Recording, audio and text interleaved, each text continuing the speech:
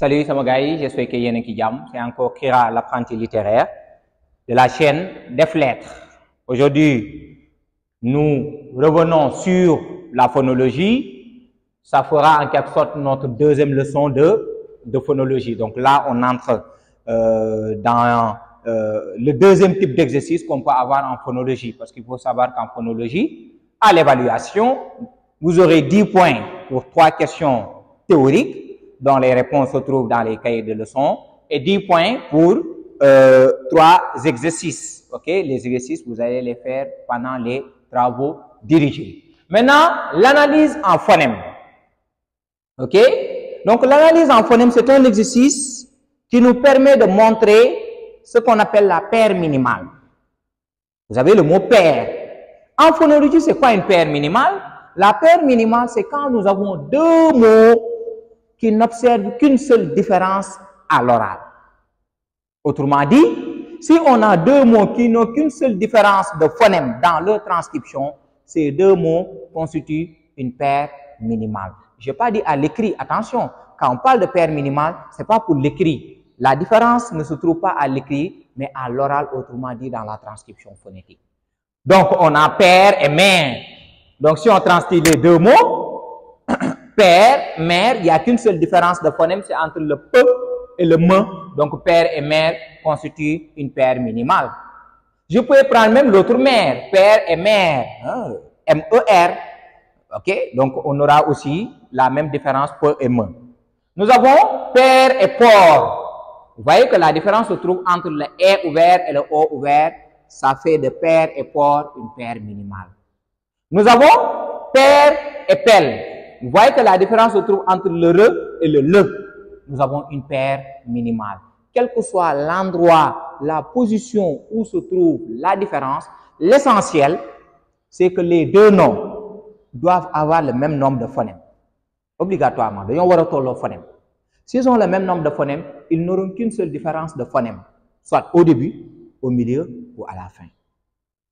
Maintenant, la paire minimale, c'est l'occasion de revenir sur 2 points du cours magistral, peut-être qui vont poser problème aux étudiants, à savoir l'axe paradigmatique et l'axe syntagmatique. L'axe paradigmatique, c'est quoi? L'axe paradigmatique, c'est sur le plan vertical. Quand on prend la ligne verticale d'un mot, tout changement sur le plan vertical va forcément apporter des changements sur le plan horizontal. Je prends un exemple. On a père. J'écris le mot père. Nous avons là l'axe paradigmatique et là c'est l'axe syntagmatique. Si je change peu, j'enlève peu et je le remplace par exemple par me. Donc j'ai fait un changement sur le plan vertical. Forcément ça va amener un changement de sens parce que maintenant je n'ai plus la signification de papa, mais j'ai la signification de maman, mère. Donc tout changement dans l'axe paradigmatique entraîne forcément un changement dans l'axe syntagmatique. C'est pourquoi on parle d'interdépendance entre ces deux axes. Je peux enlever me, je mets ve. Sur l'axe paradigmatique, par exemple, j'enlève me, je mets ve. Maintenant, je n'ai plus mère, mais j'ai vers. Donc, si on vous demande un peu d'expliquer l'interdépendance entre l'axe paradigmatique et l'axe syntagmatique, vous dites tout changement sur l'axe paradigmatique, c'est-à-dire sur le plan vertical, entraîne forcément un changement de sens. On a un autre sens sur le plan horizontal, autrement dit sur l'axe syntagmatique. Maintenant, comment faire l'exercice appelé l'analyse en phonème? Il faut savoir que cela relève d'un travail scientifique. Souvent, certains élèves, quand ils sont en série L, ils disent que nous ne sommes pas des scientifiques. Mais il faut savoir que la phonologie, la phonétique sont des matières à caractère scientifique. Si je dis scientifique, ça veut dire quoi? C'est-à-dire qu'il y a des méthodologies à suivre. Soit c'est comme ça, soit c'est faux, tout simplement. Il ne faut pas chercher de midi à 14 heures. Maintenant, pour faire l'exercice qu'on appelle l'analyse en phonème, vous avez 3 étapes. Premièrement, vous allez poser l'hypothèse. Mais avant de poser l'hypothèse, vous allez transcrire le mot. Maintenant, si vous transcrivez le mot, le nombre de phonèmes du mot, c'est en fonction de ça que vous allez poser votre hypothèse. En posant l'hypothèse, vous allez dire, nous allons poser l'hypothèse que tel mot comprend 2 phonèmes, 3 phonèmes 4 phonèmes, 5 phonèmes. On pose l'hypothèse. OK? Une fois qu'on pose l'hypothèse, on va annoncer le nombre d'opérations. On veut montrer que, par exemple, père comprend 4 phonèmes. Il faut essayer de comparer père à un autre phonème. Dans ce cas, je sais que père est un phonème. Je compare et à un autre phonème, ainsi de suite. Si tu veux montrer en quelque sorte que Messi est le meilleur joueur au monde, tu ne vas pas dire que bon, Messi est le meilleur, c'est le meilleur. Souvent, les amateurs de football, ils vont dire que Messi fait ça, alors que Cristiano Ronaldo fait ça.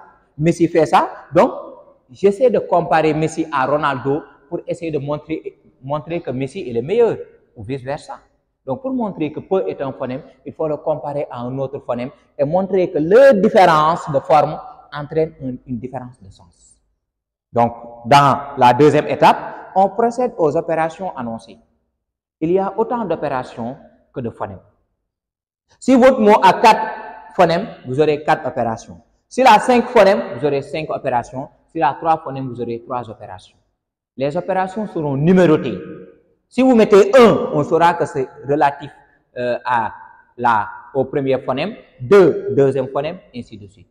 Mais dans chaque opération, vous allez faire une sorte d'introduction, de petit développement et de conclusion partielle. Vous avez une ouverture et fermeture. Maintenant, en débutant l'opération, vous pouvez dire comparons, substituons, remplaçons, mettons en regard. Et une fois que vous avez fait l'opération, vous allez faire maintenant en guise de conclusion partielle. En comparant, si j'avais dit comparons, je dis en comparant. Si j'avais dit substituons, je dis en substituant. Si j'avais dit remplaçons, je dis en remplaçant, ainsi de suite. Mais il ne faut pas employer la même formule dans toutes les opérations.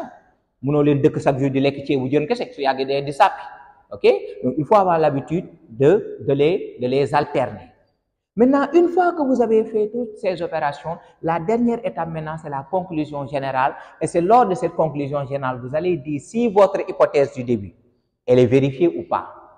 Et en tout cas, à l'examen, si vous trouvez que l'hypothèse n'est pas vérifiée, le problème, ce n'est pas l'exercice, c'est vous. Parce que l'hypothèse, elle est toujours vérifiée.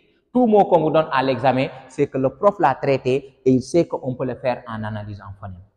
Parce que l'analyse en phonème aussi, ça rejoint le vocabulaire. C'est pourquoi vous devez lire vos œuvres au programme. Parce que si vous avez un vocabulaire, vous devez analyser en phonème. C'est ça aussi. Et on n'invente pas des mots. Parce que le professeur va vous corriger avec le dictionnaire Larousse 2023. Si vous avez un mot, il va ouvrir le dictionnaire, voir est-ce que ce mot existe. S'il n'existe pas, voilà, vous n'aurez pas les points. Donc ici, généralement, c'est 5 points. Vous trouvez tout, vous avez 5 points. Vous faussez 1, vous avez 0. C'est clair? Voilà. Maintenant, nous allons maintenant passer à la pratique. Il est important de savoir une chose. Ces deux exercices-là, la transcription phonétique et l'analyse en phonème sont intimement liés. L'étudiant qui n'est pas capable de bien transcrire un mot n'aura pas les points en analyse en phonème. Parce que l'analyse en phonème, une fois qu'on enlève tous les éléments relatifs à l'hypothèse, l'analyse scientifique, la base, le noyau, c'est la transcription. Si vous ne savez pas transcrire, il faut aller vous exercer. Parce que sinon, vous n'aurez pas les points en transcription phonétique, généralement 5 points ou 3 points, et en analyse entrée, en analysant fort, en phonème. Maintenant, nous avons un intitulé, comme ça se fait à l'examen. Faites l'analyse en phonème du mot buée. Buée, tout simplement. On peut nous donner un verbe, et ainsi de suite. Donc, nous, on se met en situation d'examen. La première des choses que je fais en tant qu'élève, en tant qu'étudiant, en tant que moi, je fais la transcription du mot. Transcription de buée. B, oui et E. Et je pose l'hypothèse. Donc, il y a 3 phonèmes. Posons l'hypothèse que le mot buée s'analyse en 3 phonèmes qui seraient B plus oui plus E. S'il y avait 4 phonèmes, j'allais dire posons l'hypothèse que le mot buée s'analyse en 4 phonèmes. Mais regardez, j'ai mis B plus oui plus E. Là, on fait une pause. Ça nous permet de revenir aussi sur un point du cours magistral qu'on appelle la linéarité et le caractère successif du langage. La linéarité, ça veut dire quoi? Pour le mot, il faut que les phonèmes se suivent dans un ordre bien déterminé comme une ligne. Pour avoir le mot buée, le B doit venir en première position. Sur la même ligne, j'ai oui. Sur la même ligne, j'ai et. Sinon, si je change l'ordre successif, si je mets et, B, U, je n'aurai pas buée. Donc, quand on vous pose une question sur le caractère linéaire ou successif du langage, là vous dites que les phonèmes doivent se suivre dans un ordre bien déterminé pour avoir le même sens dans le mot. Sinon, tout changement dans cet ordre entraîne un non-sens ou un autre sens. Maintenant, j'ai 3 phonèmes. Dans ce cas, nous allons donc faire 3 opérations. 1. Regardez très bien. La forme est aussi importante que le fond. Je mets comparons. Regardez. Sur la même ligne, je ne mets rien. Je viens en bas, je mets buée. Maintenant, dans la première opération, je dois prouver que B est un phonème. Dans ce cas, dans la première opération, l'autre mot que je vais amener ne doit observer qu'une seule différence et ça doit être dans la première position du nom. Mais le reste doit être identique. Donc, je dis comparons buée et tuer. Vous voyez qu'ils ont la différence entre le B et le te. Je suis dans la première opération, le travail doit être porté sur le premier phonème. Donc, comparons buée et tuer. Et là, regardez comment je fais le tableau. En faisant le tableau, je ne mets pas les crochets parce qu'on considère que c'est un tableau de transcription. Je mets B, te. Ce qu'ils ont en différence, je les mets à part et je mets la barre. Ils n'ont pas la même forme, ils n'ont pas le même sens. Mais vu qu'il y a UE, je le mets au milieu. Et là, je fais sortir le phonème qui fait l'objet d'étude, le phonème B. Une fois que j'ai fait ce travail, je fais ma conclusion partielle. En comparant B à te, nous isolons B. Maintenant qu'on a comparé Messi à Cristiano, on sait que Messi, vraiment, c'est le meilleur. Alors, bon, c'est vrai que certains vont dire que c'est le contraire, mais voilà, c'est juste un exemple. Chacun va y trouver son compte. Maintenant, si j'avais dit en comparant le phonème B au phonème te, nous isolons le phonème B. Ici, je n'ai pas dit le phonème, j'ai seulement dit B.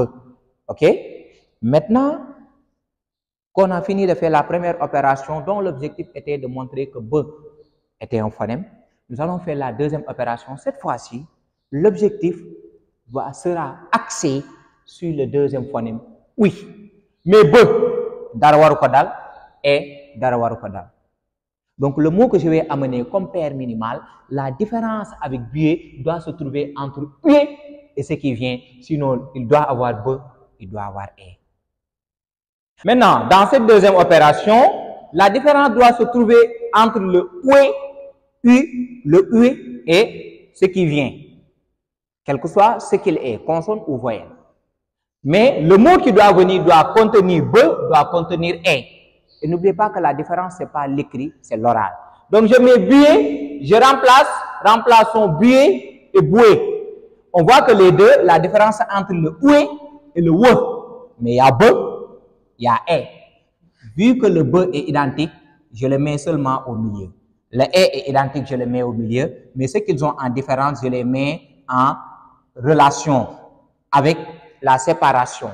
Ils n'ont pas la même forme, ils n'ont pas le même sens. Et à côté, je fais sortir le phonème qui fait l'objet d'étude, c'est le phonème UI. Maintenant, je fais ma conclusion partielle. En remplaçant oui par WE, nous prouvons l'existence de oui. Maintenant, nous passons à la dernière opération, substitution. Cette fois-ci, le mot qu'on doit amener, la différence qu'il doit avoir avec buée doit se trouver ici, mais le mot doit avoir B, le mot doit avoir oui. Maintenant, j'emplace buon, le verbe buer, le verbe buer. On peut employer un verbe conjugué, mais attention, il faut préciser la personne à côté. Nous buons. Donc, quand je dis buer et nous buons, la différence se trouve entre le et le on. Mais il y a B comme transcription phonétique, il y a UI, c'est pourquoi les deux, je les mets au milieu. Et là, le phonème qui fait l'objet d'étude, c'est le phonème et. C'est lui qu'on cherche à prouver son existence. Maintenant, et c'est une faute de français qui est souvent commise, remplacer et substituer ne répondent pas aux mêmes règles. on remplace quelqu'un qui est présent par quelqu'un qui est absent. Par exemple, en remplaçant le président Macky Sall par Ousmane Sonko, par exemple. Le président Macky Sall est là, Ousmane Sonko, il n'est pas encore président. Donc, quand on dit remplacer, on emploie la préposition par. Attention, mais si je dis substituer, on substitue l'absent à au présent. On ne dit jamais substituer par. Déedéet. En substituant Ousmane Sonko à Macky Sall. Donc, on substitue l'absent au présent, on remplace le présent par l'absent. Donc, ça va se répercuter dans le commentaire.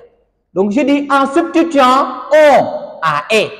Quand vous employez substituer, vous commencez par le phonème du bas et vous montez vers celui qui est en haut. En substituant on à est, nous isolons est. Maintenant, nous avons terminé nos opérations et là, je fais conclusion. Je souligne, je mets 2 points. Notre hypothèse est vérifiée. Et quelle était l'hypothèse d'origine? L'hypothèse d'origine, c'était que le mot buée comprend 3 phonèmes qui seraient be, oui et est. Nous avons vu que l'hypothèse est vérifiée. Il y a certains profs qui ajoutent le mot buée comprend 3 phonèmes, mais vous n'avez pas besoin de le mettre. Chers étudiants, c'en était tout pour l'analyse en phonèmes. On se retrouvera bientôt pour d'éventuels exercices et pour l'analyse entrée phonétique. C'était Kira, l'apprenti littéraire de la chaîne Def Lettres. Merci.